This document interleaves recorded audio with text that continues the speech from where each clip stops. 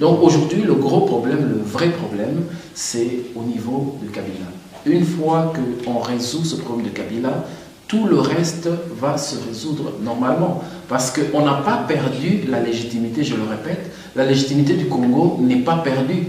Parce que le souverain primaire, comme nous l'appelons, c'est la population. La population est là, la population est le patron de tous ces politiciens et la population peut, bien encadrée par toutes les forces vives, prendre des décisions qui vont être opposables à tous. Mettez un peu le point sur les i concernant la démarche de Senko. Parce qu'on dit qu'à partir de la semaine prochaine, on va encore reprendre des négociations. Mais stratégiquement parlant, ce qui est caché derrière cette négociation. Je pose vraiment ma question à Lingala. Tout le monde a battu Barobima déjà. Na batongo, batumuso babengi lelo, que bazo ba congé na musala. Mais na moment où on va que l'ambassade douana, Kabila zana nous légitime. Or, ce qu'on a comme illégitime, na 23h59. Il y a un journal lobby. Comment vous voyez ça? Est-ce que c'est un message à relancer? Est-ce que Batu faut demander ceux qui barobima le 20 ou bien les andengénines? Parce que les 21, la 5 dit qu'ils vont encore retourner sur la table. Ça sera, c'est un imbroglio, je ne sais même pas les noms. C'est quoi au juste maintenant? Ça sera avec qui? Senko va voir le président illégitime, illégal, ou un sénateur? Moi, je vais dire très clairement et très simplement que après le 19 décembre 2016, donc après 23h59, dès qu'on entre au 20 décembre 2016, Monsieur Joseph Kabila Kabangi et toute son équipe deviennent illégitimes. Donc, le règne de Kabila sur le Congo devient illégal, tout simplement. Parce que notre loi fondamentale est très claire là-dessus. C'est la journée du 19 décembre 2016 qui était considérée être son dernier jour au pouvoir dans ce pays. Cela ne change pas. Et ça ne changera pas, même si on n'a pas un président qui le remplace. Et ça ne change pas, d'autant plus qu'on sait qu'il s'est engagé lui-même par toutes les manœuvres que je vous ai démontrées à la population congolaise, des Mokonzi à Mabele, population congolaise, des Mokolo, entreprise, Wananen et Tobeni Congo.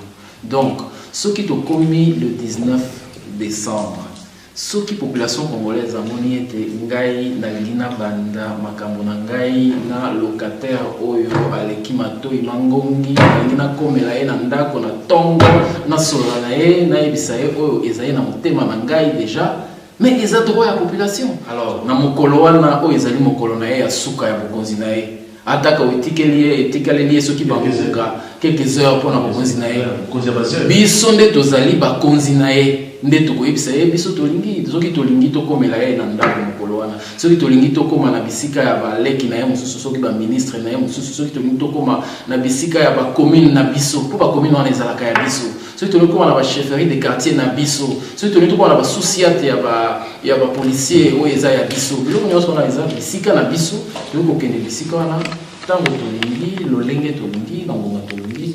En tout cas eyana na ngai yango wana. Parce que les gens pensent que non, faire une révolution, c'est seulement aller commencer au niveau du palais de la nation. Non. Déjà dans les quartiers, les jeunes vont se mobiliser, vont faire des manifestations au niveau de différentes communes, au niveau de tous les symboles qui représentent l'autorité. Donc on va faire cela.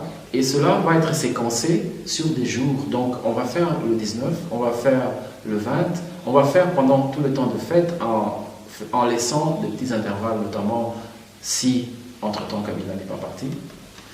On laissera des intervalles dans les périodes de fête et on reprendra les activités. Et la finalité, c'est Kabila puisse quitter le pouvoir et permettre l'alternance en RDC.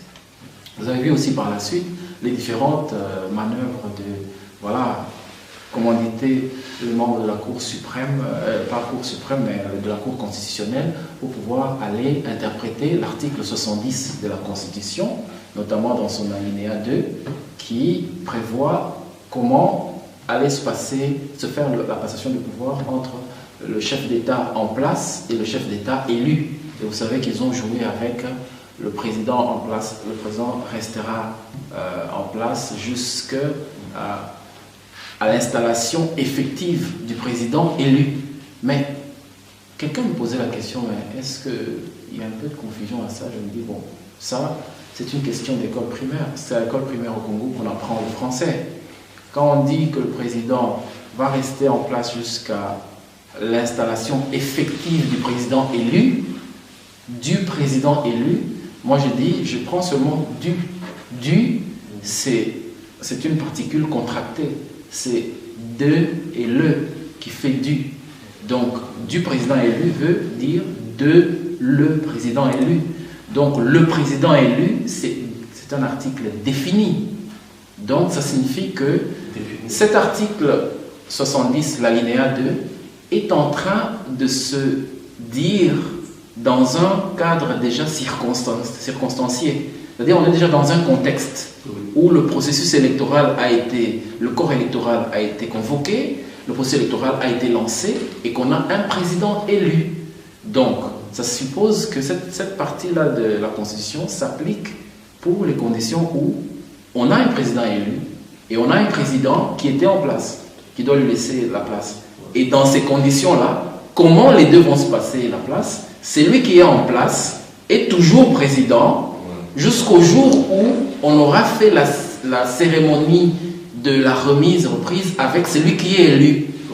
Voilà, donc c'est ça. C'était juste pour gérer le vide de passation de pouvoir. Ce n'était pas pour gérer un problème de manque d'organisation d'élection.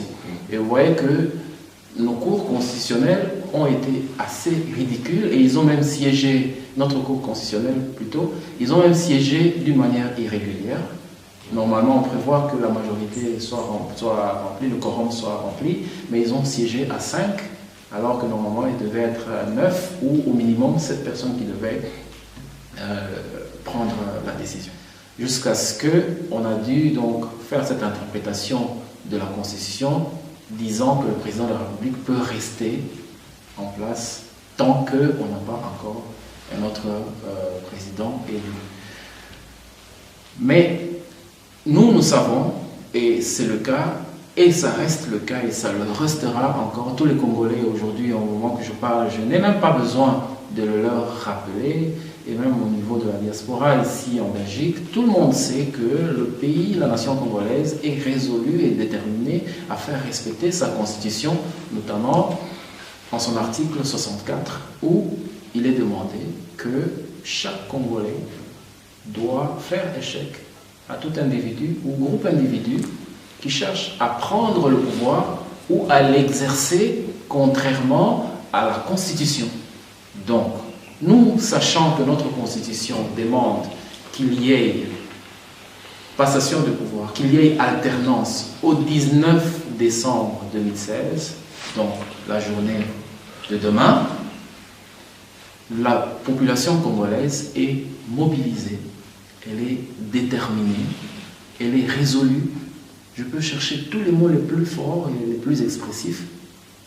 Cette population est consciente qu'à partir de demain, il y a une personne là, au sommet de l'État, qui n'a plus droit de diriger ce pays, qui n'a plus droit d'être le président de ce pays.